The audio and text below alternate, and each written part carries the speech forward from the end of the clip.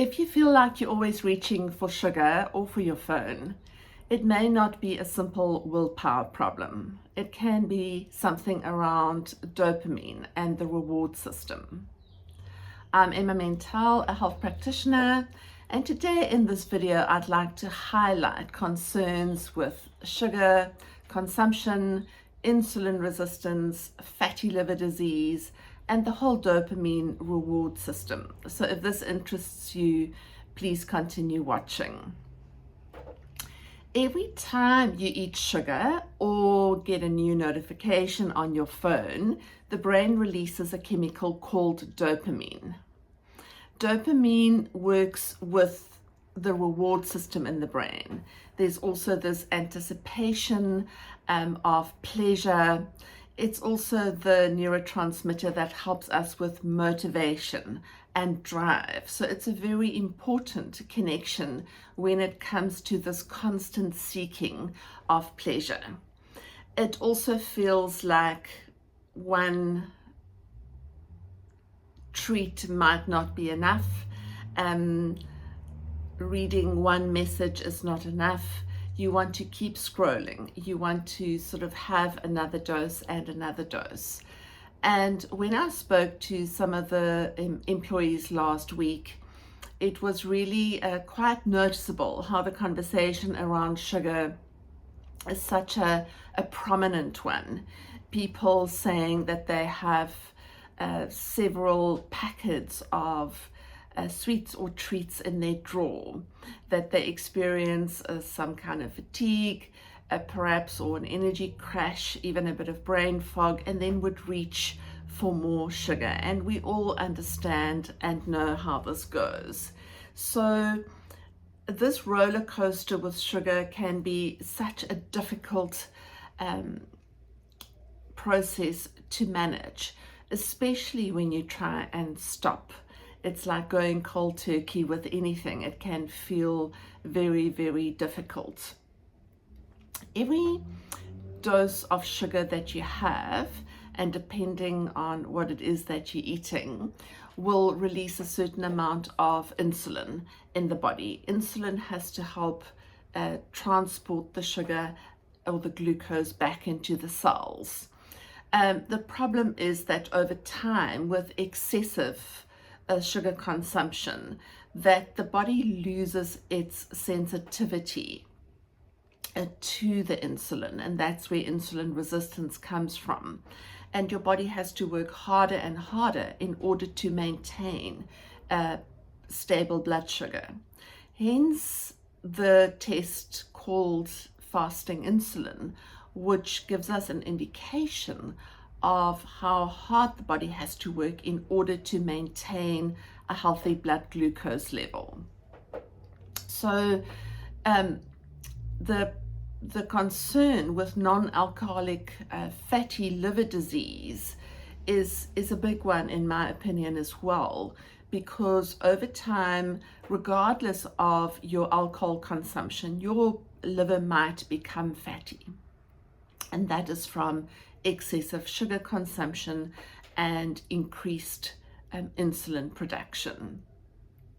Sugar spikes are also often followed by a crash. So if your eating through the day feels very much like you're on a roller coaster with your energy levels dropping, your ability to focus sort of up and down, and your moods perhaps also on a bit of a roller coaster, it's really important that you start looking a little bit at what can be done to prevent things from getting worse. I'm also really interested in how we can protect the brain. And we know that many of the experts talking about prevention of dementia and Alzheimer's mention that they want to make sure that early on we get an idea of someone's insulin and how well their body or how not well their body is managing their blood sugar and insulin production. So if you always feel like you need the next fix, the next scroll, please start looking at ways in which you can start to restore your well-being. I'm doing a fast at the moment, and you will know that I've made many videos about fasting. For me, it's one of the tools that one can use in order to improve insulin sensitivity, and also helping the body get rid of some of the excess stored glycogen in the body. When it comes to that dopamine addiction, that addiction to the reward system, that is something that one can perhaps consider to pause. When you feel like picking up your phone and looking at it, just pause for 10 minutes, go and do something else, go and do some breathing, maybe do some journaling, go and drink a glass of water, go outside, and sort of develop that muscle that helps you to stop wanting that instant gratification from the scrolling.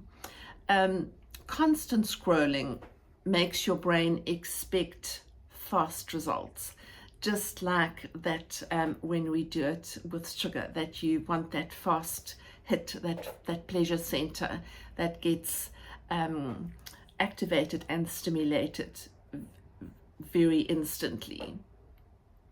So if you're not somebody who's ever practiced fasting, maybe look at reducing your sugar consumption. Start your day with protein and fiber and some fat, something like butter or olive oil in your meal. So this could be an egg breakfast with some tomatoes and some mushrooms and some olive oil.